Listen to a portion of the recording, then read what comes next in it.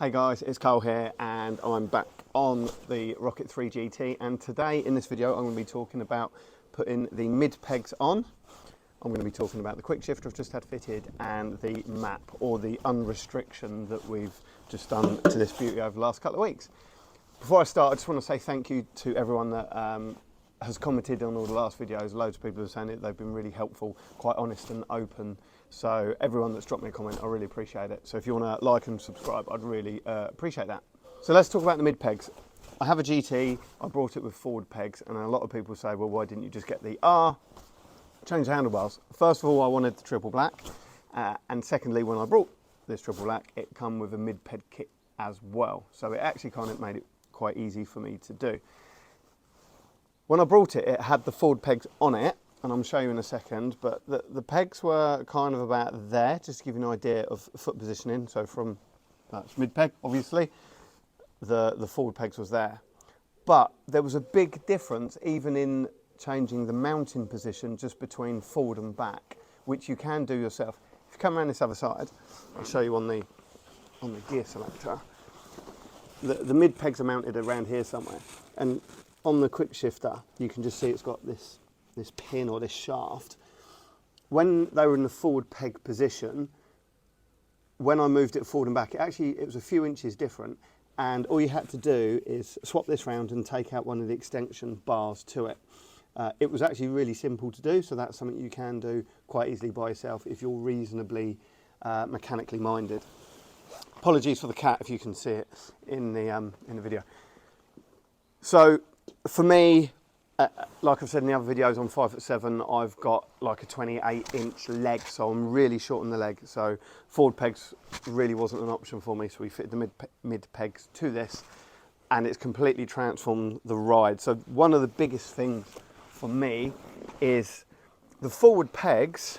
Obviously your feet are there. What I found was the wind was getting underneath your feet, so at higher speeds they were trying to pull your feet up and out, and as soon as they lifted a little bit, then it comes up your inside leg and it started to pull them out even further. So the forward pegs, I found, at high speeds was starting to drag your feet out, and it also gave me not loads of lower pain, but I started to get a bit of lower pain in my back with my feet being forward all the time. So the mid pegs have definitely made it more comfortable to ride. It's made it better at high speeds, because as you can see, my legs are now directly down, so when the wind is hitting, it's hitting directly on my shins, which basically pin your feet to the pegs at high speeds, which is really good. And the other really big thing is in the cornering, in the handling, because you can put weight on the pegs now. When you're going through the bends, you can physically lean on the peg, so you can manoeuvre the bike with your feet, whereas what I found was when they were forward, you couldn't get the weight on the pegs. So although you could press against the pegs, it didn't really affect the bike that much, whereas when they're directly underneath you, you can use your feet and you can move the bike about. The other thing is, if you see a pothole or a speed bump, you can go like that, and you can just lift your bum off. Obviously, if you're holding the handlebars, it's even simpler. Whereas on the forward pegs, I found it really difficult to do that. So when you saw a pothole and you just didn't have the time to get out of the way, or a speed bump, you ended up pulling against the handlebars rather than lifting yourself up. So that is, for me, the biggest things, being able to put your weight on it.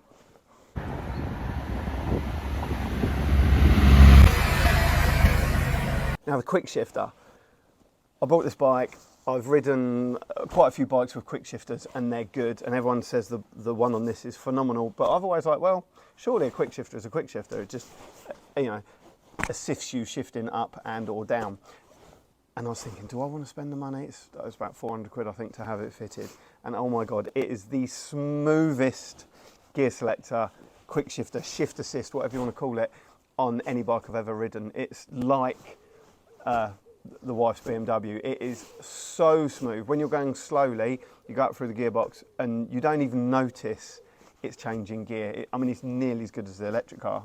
There's a tiny, but it's like 1%. And then obviously when you are opening her up, it's minute. You do feel it change gear, but it is so smooth. I have got a video that I'm going to stick on at the end, so you get to hear how quickly it changes. kind of the rev matching on it as well, and it's been unrestricted, so you'll hear a bit of a difference, although it doesn't sound as good as I wanted it to sound.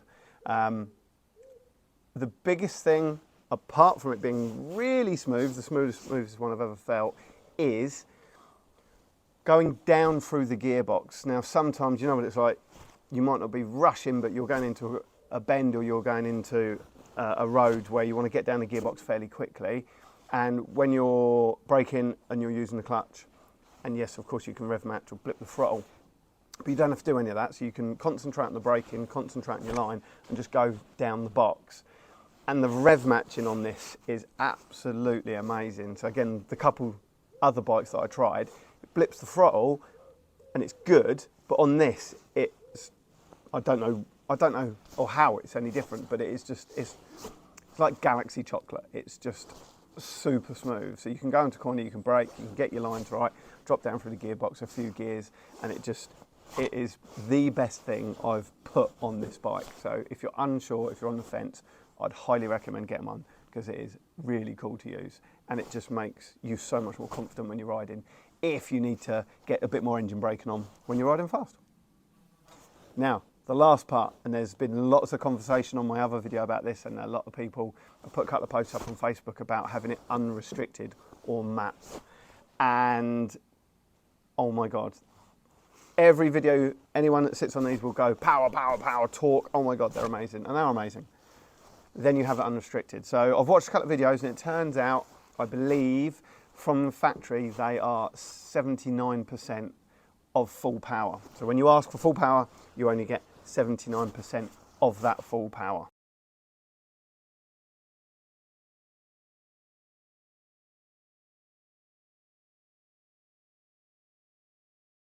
I'll put a video of it on the road, and I'll put all the details of where I had this one done.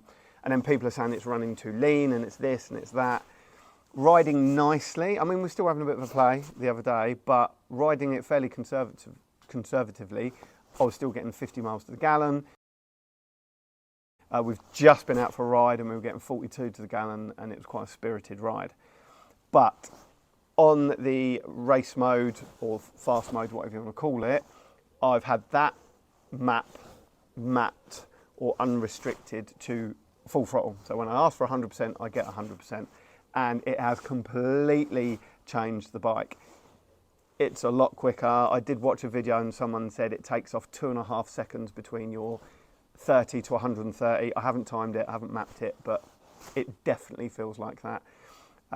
Power-wise, it's gone from 130 to 160 horsepower, and it's now up to 191 torque at the back wheel.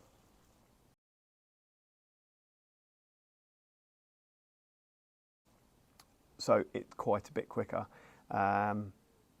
And the sound, obviously you're asking for a lot more air and a lot more fuel to go through the engine, and it just sounds phenomenal. It sounds like an aircraft taking off now, which is really, really, really cool. It's on standard exhaust, but it has completely transformed the bike. So there you go. Is it worth getting it mapped? 100%. Is it worth having a quick shifter fitted? 100%. Is it worth having mid pegs? If you're a short ass like me, I'm built like a hamster. I've got really short arms and legs and a really long body. So if you struggle with reach and that, like I've said in the other two videos as well, 100% is worth having them fitted. So I hope that helps. As always, guys, if you've got any questions, I will do my absolute best to answer them. If you want the details on them, where I had it mapped, I'll put it in the comments below and in the description. As for the quick shifter, I just went to Triumph and had it fitted. So there you go. Thanks again for watching. I hope this helps. See you soon.